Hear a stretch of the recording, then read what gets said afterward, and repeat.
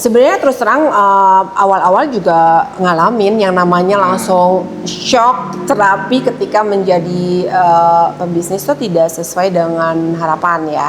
Waktu itu yang 3 bulan pertama tuh sempet yang setiap hari sakit perut. Oh, sakit perut dalam artian kenapa? Stres. Karena nggak semua. bukan asma tadi, bukan. Sekarang sakit perutnya stres. Ya, sakit perut stres karena ternyata nggak semudah yang kita bayangkan kan, nggak sesuai dengan yang ekspektasi kita karena kok nggak sesuai misalnya setiap hari keluar masuk gitu kan, atau yang sampai kita kan berekspektasinya numpuk gitu viral sampai pada mengular gitu, nggak seperti itu ternyata saudara-saudara.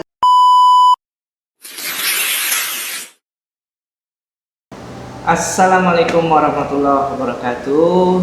Halo Experience, apa kabar? Hari ini kita kembali lagi pada channel Experience ya. Kita mengulas tentang pengalaman-pengalaman hidup, pengalaman-pengalaman perjalanan beberapa orang yang cukup menarik. Jadi bisa kita ulas untuk menjadikan sebuah pelajaran buat kita semua, dan juga mungkin ada yang bisa kita ambil hikmahnya untuk kebaikan dan kebersamaan kita semua. Oke, hari ini kita akan menemui seorang mantan jurnalis wanita yang boleh dibilang dia cukup nekat untuk meninggalkan profesinya sebagai seorang jurnalis. Nah, kita nanti akan ulas bagaimana perjalanan dia sampai akhirnya memutuskan untuk keluar dari profesinya sebagai seorang jurnalis. Langsung saja kita sapa. Halo Tenisa, apa kabar? Baik. Berjumpa. Berapa lama kita nggak ketemu ya? Tahun berapa kita terakhir di media yang puasa bersama ya? Oh ya, tahun lalu di sini. Puasa alumni sebuah media. Gitu. Oh. Jadi ini tamu kita Tenisa. Kita panggil Teteh saja karena masih cantik ya. Masih menolak untuk dibilang tua, senior. Nah, jadi Tenisa boleh diceritakan nggak nih awal mula menjadi seorang jurnalis dulu seperti apa? Mungkin dulu kalau nggak salah backgroundnya pendidikannya memang jurnalis, betul. Mungkin bisa diceritakan ceritanya ya. Jadi awalnya sih sebenarnya berkecimpung menjadi jurnalistik itu karena tepatnya nih ngambil jurusan jurnalistik karena almarhum bapak kebetulan beliau hakim, sering menangani wartawan-wartawan yang tanda kutip ya.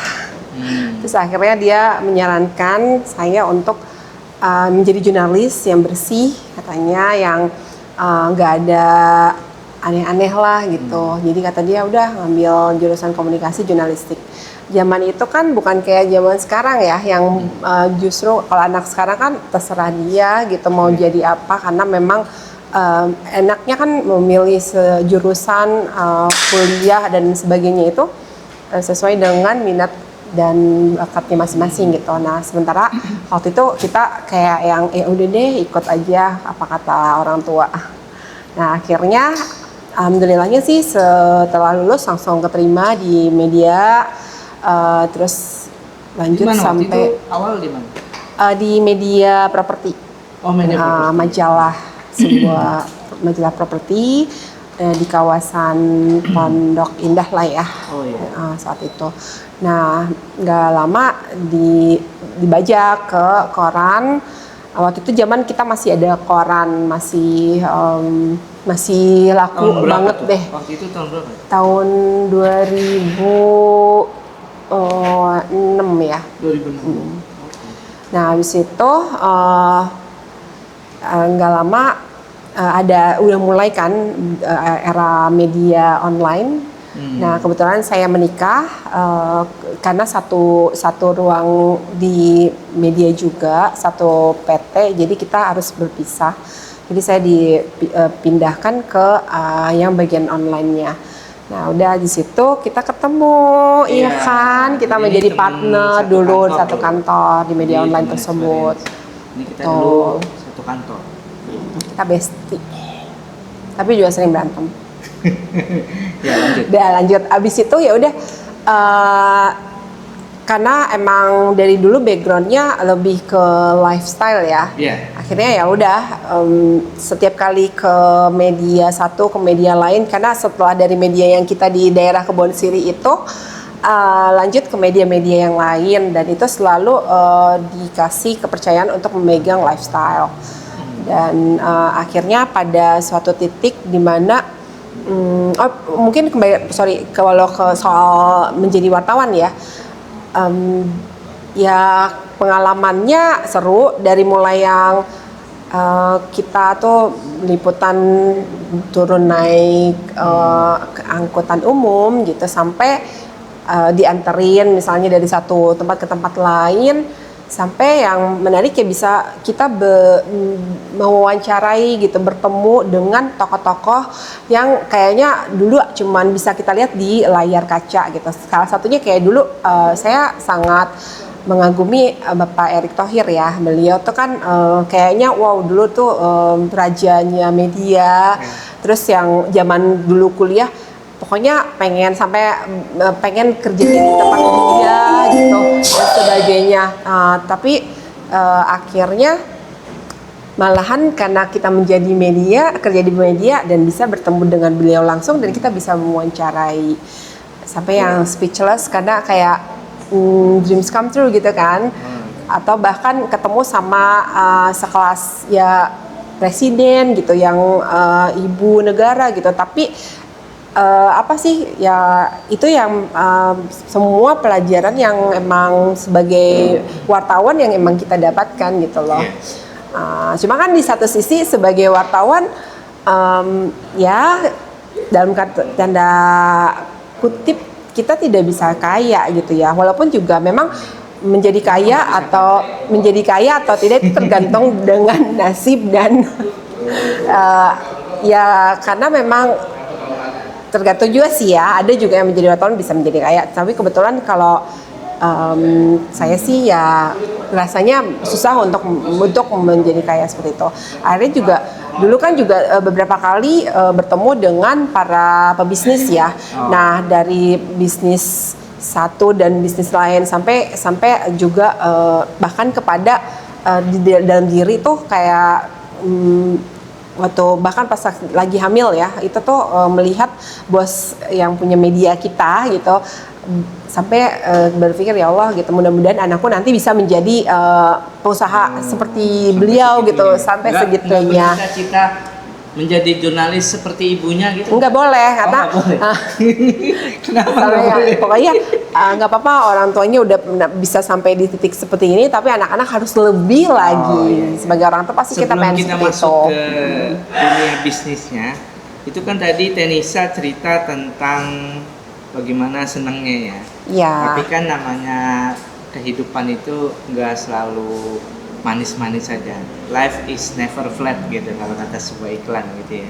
Nah, boleh nggak diceritain ketika menjalani profesi sebagai seorang jurnalis wanita? Karena memang kan pekerjaan jurnalis ini boleh dibilang pekerjaan yang mau perempuan mau laki-laki sama. Gitu. Jadi nggak dibeda-bedain. Gitu kan, pasti kan ada cerita lah ya. Yang boleh dibilang mengharukan atau mungkin menyedihkan. Nah, ada pasti ada, kayak misalnya kita harus liputan wajib ya dari grup besar itu kan, ada beberapa liputan yang memang kita harus involve di situ gitu. Jam 2:30 dini hari baru sampai rumah, terus udah gitu pagi kita harus kembali lagi beraktivitas gitu, dan harus ada jam kerja memang. ada jam kerja, luar biasa loh. Dedikasi Dedi Dores dan Dedi lainnya itu luar biasa memang. Sampai kayak kayak liputan yang harus langsung segera dikerjakan di saat itu, padahal misalnya kita lagi liputan keluar kota atau keluar negeri yang maksudnya kan nggak bisa semudah itu gitu. Iya. Bahkan sampai akhirnya kita juga live report dan sebagainya. Ya itu kan memang memang wartawan harus seperti itu gitu. Iya. Apalagi karena di media online. Jadi kan hitungannya bukan cuma jam ya, tapi udah per detik lah gitu. Berbeda dengan kompetitor aja kan bisa langsung ya udah kok kalah sih gitu kan. Nah, itu hal-hal yang kayak gitu memang sebenarnya satu sisi ya udah ketika kita sudah mengirimkan berita tersebut kan kita udah nggak punya beban lagi ya. Tapi kadang-kadang kan ada suatu kondisi di mana ya nggak bisa langsung secepat itu gitu. Sementara tuntutan kantor yaudah harus cepet gitu kan. Ya. Tapi karena hal itu juga kita bisa menangkap ketika oh ya angle ini bagus, angle itu bagus dan sebagainya. Jadi sebagai wartawan ya memang akhirnya terasah lah gitu. Terasa ya. Betul. Dengan sendirinya learning by doing-nya ya gitu ya. Seperti itu ya. Nah, cerita tentang jurnalis ini kan memang banyak lah cerita-cerita yang warna-warni gitu ya, maksudnya gitu ya. Nah, tapi yang saya ingin tanya nih sama Tenisa nih,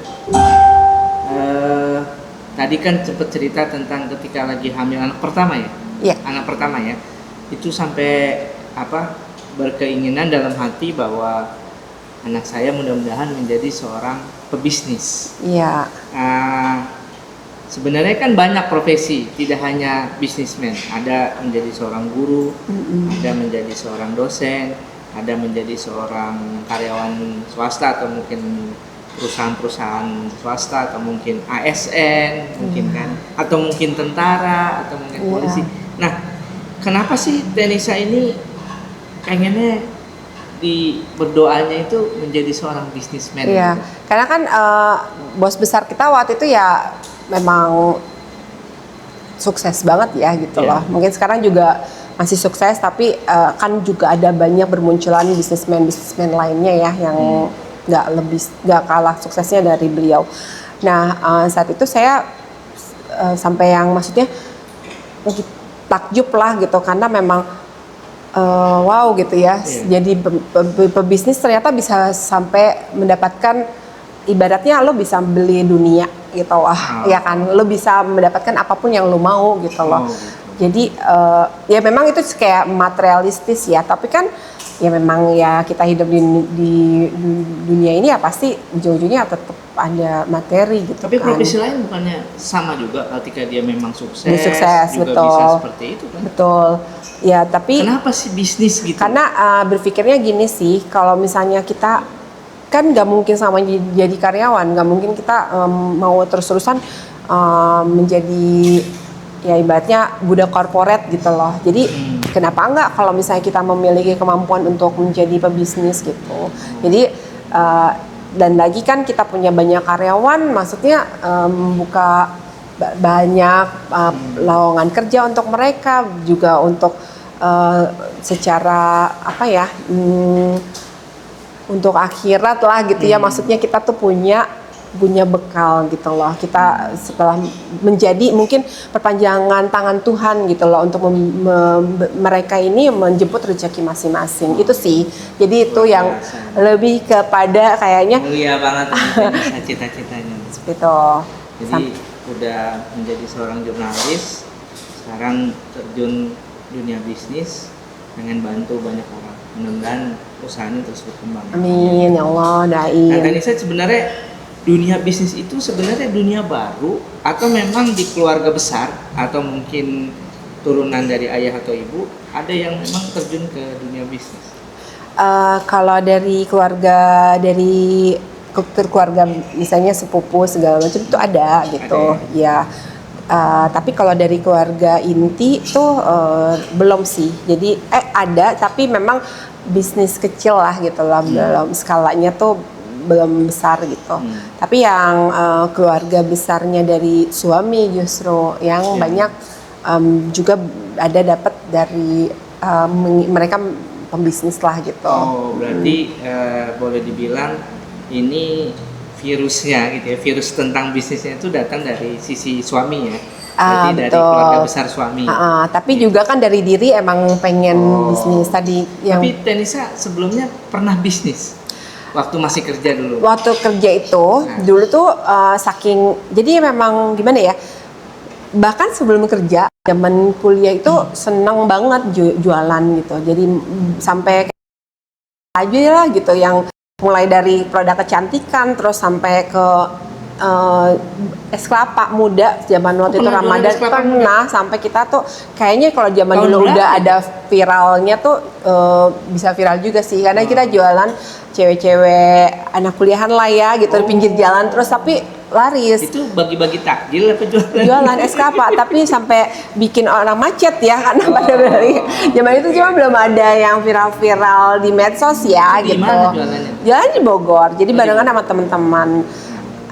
Dan tahu nggak lucunya, jadi pas udah dapet gitu sepanjang Ramadan itu, terus kita dapat keuntungan kan, maksudnya terus bagi zaman itu kan Pizza Hut tuh kayaknya masih wow banget kita makan di pizza. Untungnya itu buat makan Untungnya buat pizza. makan pizza, terus buat ya saku lah masing-masing. Udah seneng aja ya itu Udah ya? seneng gitu zaman itu. Zaman pokoknya Dengan makan pizza udah seneng. kayak tahun berapa ya? 1995 apa 6 gitulah, sekitaran segitu. Itu 9. Iya, makanya nggak usah pakai tahun deh, ketahuan dong tuanya. Sebelum Kristus berarti ya? Banget, zaman masih Saya waktu kuliah. itu masih di bangku SMA itu.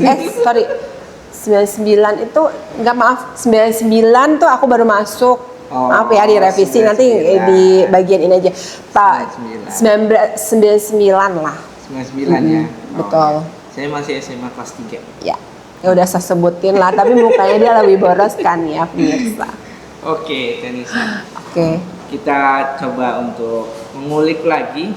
Artinya kan dunia kerja itu kan sebenarnya dunia yang nyaman. Betul Kemudian banget. pasti Pasti tiap bulan banget. bakalan dapat gaji sekian. Kita tidak perlu lagi khawatir ada ekonomi keluarga yang bagaimana karena suami juga kerja kan sama di dunia media kan gitu.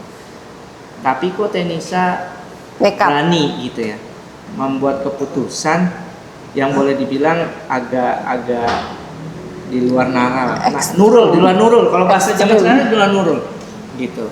Karena kan dunia bisnis itu nggak serta merta abrakadabra jadi kan. Betul gitu. banget. Gitu. Jadi mulai dirintis dulu, kecuali kita pewaris ya, beda. Iya, Kalau kita kan pewaris. Kita kan kita perintis, bukan betul. pewaris. Jadi kalau pewaris itu beda. Nah, Tenisa ini kan perintis gitu. Artinya menjalani bisnis itu pilihannya cuma dua nantinya. Kalau nggak sukses, kalau nggak ya nggak sukses ya, bangkrut gitu kan. bangkrut. Artinya ada risiko 50-50 itu. Tuh, ketidakpastian lah ya. Ketidakpastian. Iya. Dan ketika menjalaninya pun tidak pasti kan. Yep. Apakah hari ini dapat untung, besok dapat untung. Betul banget. Itu apa yang melatar belakangi Tenisa ini kok berani untuk melakukan itu? Artinya kan dunia kerja itu kan udah enak gitu, udah nyaman gitu ya. Tuh. Sebenarnya terakhir karena di kantor yang terakhir, tapi bukan di media ya. Jadi terakhir bekerja itu di sebuah marketplace lah ya. Di situ kebetulan saya tapi tetap berhubungan dengan media, jadi saya menjadi humas di situ. Nah, terakhir tuh suasana kurang kondusif gitu. Ya udah karena merger sama grup yang lain gitu kan. Sejak saat itu tuh kayak udah mulai kurang nyaman gitu kan. Dan mungkin juga dalam tanda kutip dibuat tidak nyaman, sampai akhirnya ya udah deh dan ya akhirnya karena juga mulai mengganggu secara fisik lah gitu. Jadi ke mental gitu. Jadi fisik tuh health-nya juga jadi saya sakit gitu kan. Kebetulan yang belum pernah kena asma saya waktu itu. Dan ternyata begitu ke dokter ya kan asma tuh salah satu pemicunya ya stres. Oh gitu. Nah, akhirnya padahal kan nggak pernah ada dari zaman kecil gitu. Jadi timbul ketika dewasa dan itu di akhir masa-masa kerja itu. Ya udah sampai akhirnya memang kan dari dulu udah cita-cita pengen, gue nggak mungkin deh selamanya jadi karyawan, pengen punya bisnis tadi gitu kan. Punya cita-cita dari. Punya, jadi bukan cuma buat anak, tapi itu tuh sebenarnya diri dulu gitu loh. Jadi pengen seperti itu gitu, pengen punya bisnis karena tadi kayaknya gue nggak mungkin samanya jadi pegawai kan gitu. Terus ya tadi karena pengen kalau kita jadi pebisnis itu kan ya udah perpanjangan tangan Tuhan nih gitu kan, niatnya pengen seperti itu gitu. Dan ya alhamdulillah Allah ijabah gitu kan. Jadi sebenarnya gini ceritanya sih, kenapa Bami Choy gitu, karena sebenarnya awalnya pengen bisnisnya itu cuman kayak Warmindo gitu, yang emang kita tuh mie yang udah ada kan, dibikin mie nyemek atau apa, mie goreng yang bener-bener gampang lah gitu. Terus kan juga tempatnya kalau udah tahu orang pasti ya udahlah rame gitu, kita tinggal cari lokasi gitu. Nah tapi alhamdulillah justru Allah wujudkan dengan yang lebih tingkatnya gitu ya, menjadi sebuah kafe. Nah karena apa, kebetulan kakak ipar tuh sebagai foundernya Bami Choy itu dia tuh memiliki bisnis yang lain kan. Nah dia tuh lebih fokus di bisnis tersebut. Nah dia bilang, jadi kayak gayung bersambut pas kita ngobrol-ngobrol, kita pengen belajar dulu sama beliau gitu, gimana sih kalau buka bisnis. Nah jadi pas gitu ternyata dia ya udah kenapa lo nggak pakai produk gua aja gitu. Karena dia Jadi juga pengen itu ya, betul dia sama kakak ipar itu. Kenapa akhirnya kita melanjutkan, karena Bami Choy ini awalnya kan di Bandung. Nah kita pindahkan ke Bogor karena saya yang menjalaninya orang Bogor kan, nggak mungkin kita kakak pulang ipar pindah pergi. ke sini. Kakak ipar kebetulan juga memang yang itu Bogor juga.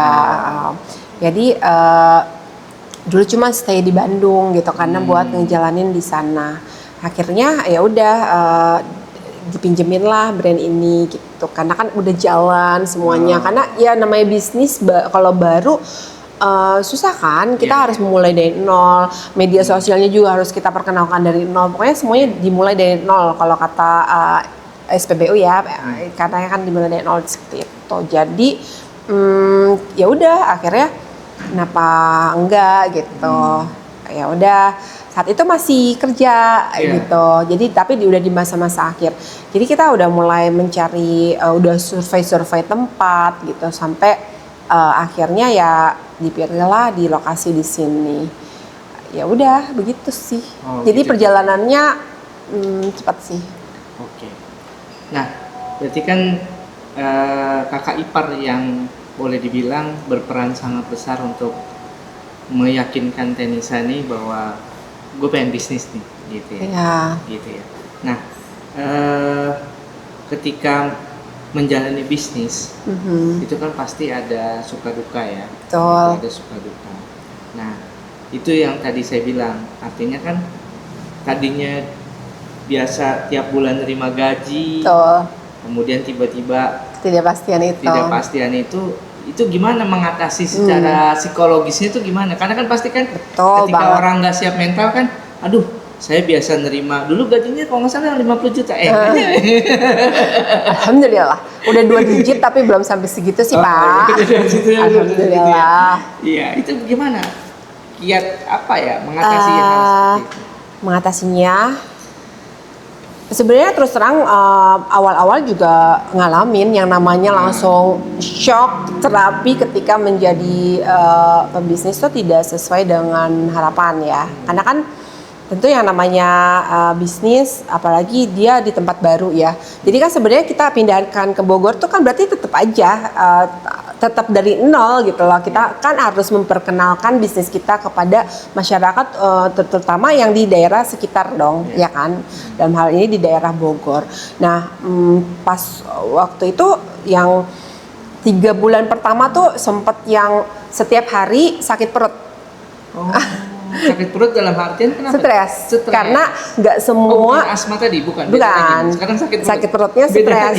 Sakit perut stres karena ternyata nggak semudah yang kita bayangkan kan, nggak sesuai dengan yang ekspektasi kita karena kok nggak sesuai misalnya setiap hari keluar masuk gitu kan, atau yang sampai kita kan berekspektasinya numpuk gitu viral sampai pada mengular gitu. Enggak seperti itu ternyata saudara-saudara gitu. Karena kan perlu ada effort, perlu ada yang langkah-langkah yang harus kita lakukan gitu untuk bisa seperti itu.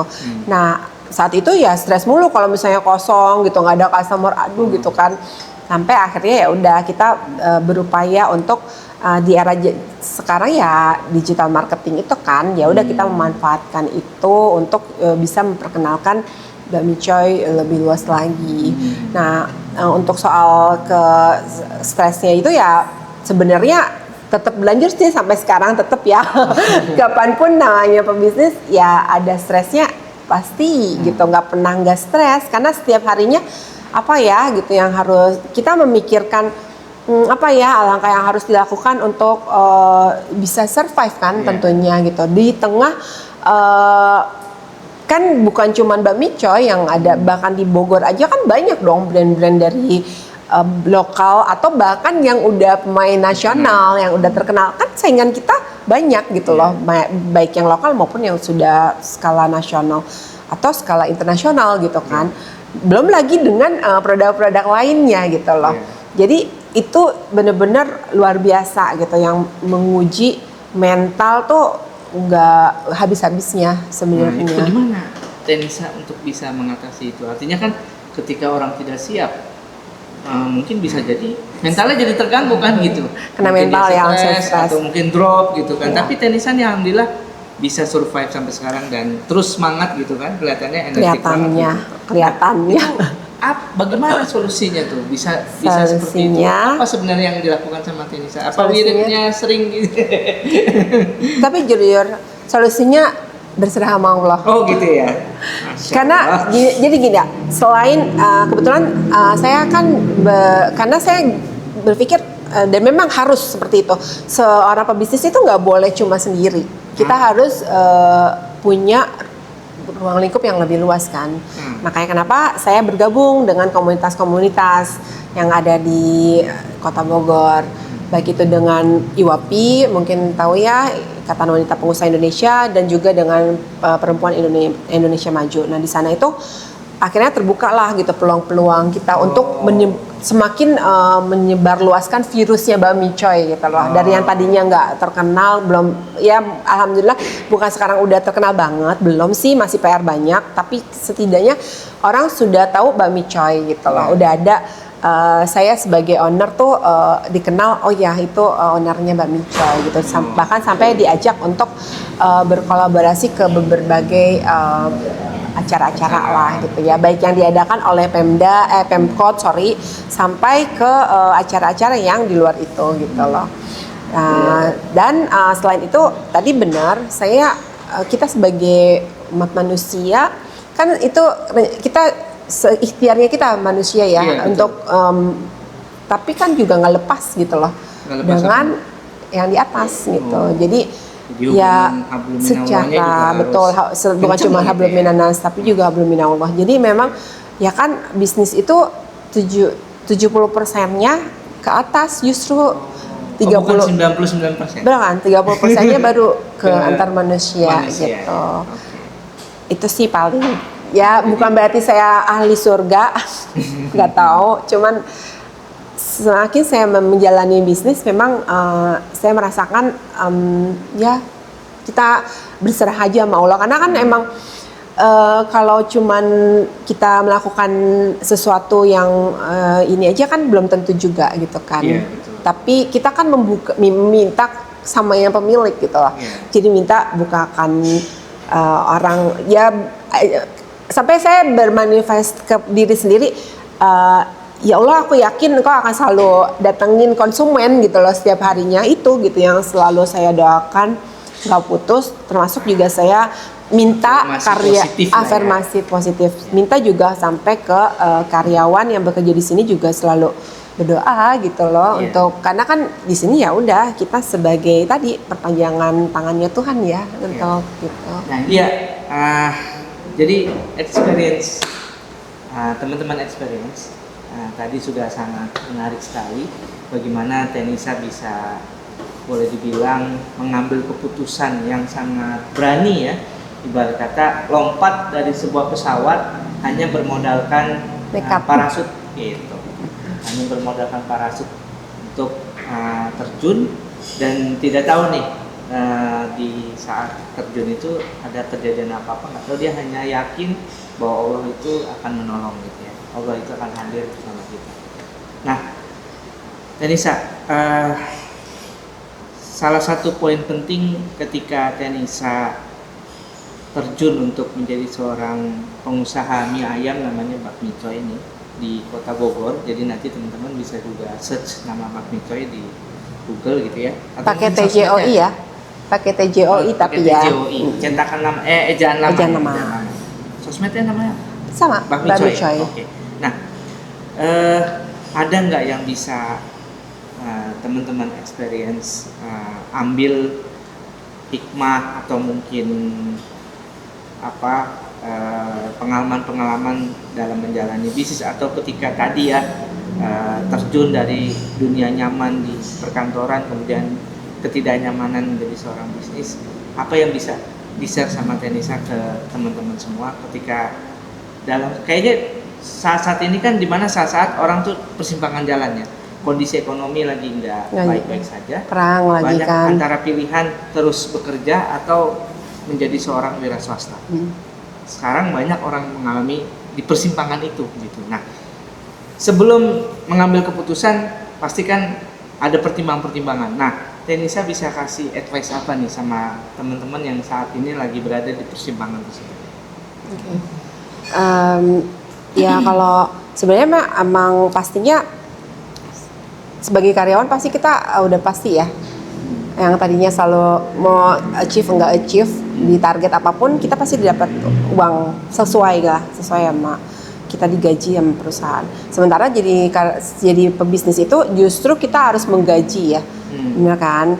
Nah, ya tadi kalau saya kasih advice mungkin kalau misalnya antara persimpangan tadi tersebut, mantapkan niat sih gitu, mantapkan niat dulu, bener nggak mau berbisnis gitu loh. Karena jujur kalau kita niatnya nggak kuat, pasti udah give up.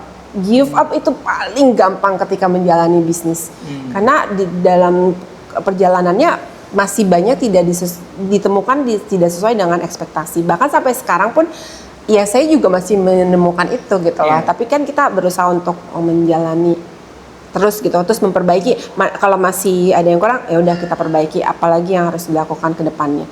Seperti itu. Pertama banget pokoknya mantapkan niat. Kedua mungkin sebelum terjun ke bisnis yang langsung besar ya, coba-coba dulu aja. Kalau udah niatnya oke, pokoknya tetap niat, coba dulu ya dari yang kecil-kecil dulu.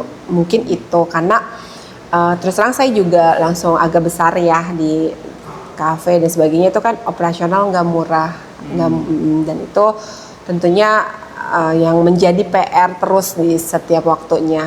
Nah kalau misalnya bisa dimulai dari rumah, kenapa nggak dari rumah aja dulu, kecil-kecilan dari rumah, dengan yang budget minim pun silakan gitu loh. Karena kan juga Mark Zuckerberg dari di rumah ya kan, jadi kita tirulah dari pengalaman orang-orang yang sudah sukses sebelumnya sampai dia memiliki kantor yang gede banget dan semua orang pengen kerja di Facebook gitu kan.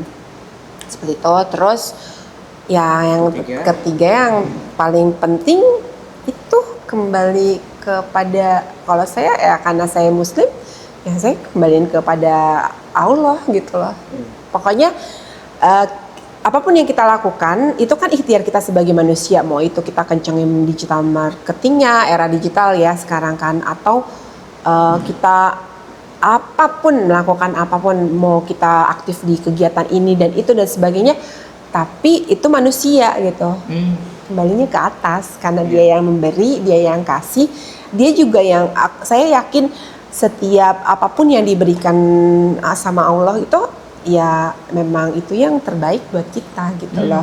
Kalaupun kadang-kadang manusia juga kan suka ada di kondisi dimana berpikir kok belum diijabah juga nih doa saya gitu loh. Saya percayalah, saya juga mengalami pertanyaan tersebut, tapi saya juga yakin setiap doa itu pasti akan dikabulkannya gitu. Cuma mungkin saat ini ditunda atau saat ini kita dikasih lagi pahala yang nanti itu akan menjadi bekal kita di akhirat.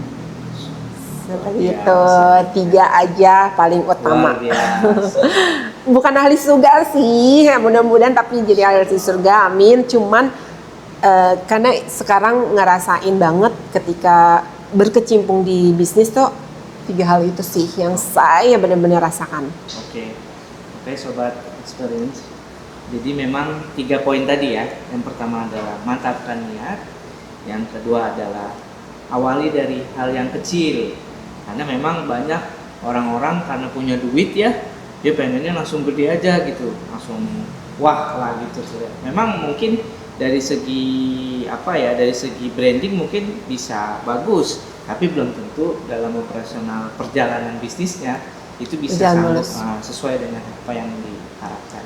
Iya. Nah, yang ketiga adalah yang penting tadi Tenisa bilang, mungkin ini menjadi hal yang utama ya. Betul. Itu kembalikan lagi kepada Allah. Sebelum kita memutuskan, kalau bisa tanya dulu sama Allah gitu ya. Betul Mana banget. yang lebih baik, apakah tetap menjadi seorang karyawan, karena juga menjadi seorang karyawan juga bukan perbuatan yang hina gitu ya. Iyalah. Semua kan atau ibadah. Memang benar-benar kita harus berbisnis gitu. Jadi kalau misalkan teman-teman semua lagi berada di persimpangan jalan, itu 3 hal itu yang harus dimatangkan. Jadi saran dari Tenisa, owner Bami Choi, mantapkan niat, mulai dari yang kecil dan tanyakan semuanya sama Allah. Jadi itu teman-teman. Itu ya Tenisa ya. Betul banget. Biasa. Ini jadi kayak kajian Islami. Oke, kita akhiri pertemuan kita dengan Tenisa. Atur nuhun Teteh. Sami-sami. Diterima dengan baik di Bogor. Alhamdulillah cuaca cerah Bogor hari ini. Nggak hujan ya. Alhamdulillah. Teteh semoga usahanya berkembang. Amin, amin. Sesuai dengan apa yang dicita-citakan, bermanfaat buat orang banyak. Amin. Jadi Nanti kalau sukses bisnis, ada cita-cita mau jadi politikus? belum tahu, yang pasti sekarang pengennya ini besar aja. Erick Thohir. Erick Thohir kan bisnis sukses jadi politikus sekarang. Gitu. Nggak tahu siapa tahu diajakin ya. Nggak tahu, tapi pokoknya sekarang cuman satu, pengennya ini Bami Choi itu ya lebih dikenal luas lagi, lebih banyak konsumen yang suka, yang datang, yang bahkan bisa juga kok dibeli online gitu. Oke, teman experience ya. Demikian pertemuan kita dengan Tenisa dari Bogor. Kita akhiri dengan insya Allah nanti kita akan hadirkan lagi narasumber-narasumber kita yang lain yang mungkin begitu banyak manfaat yang bisa kita petik. Terima kasih.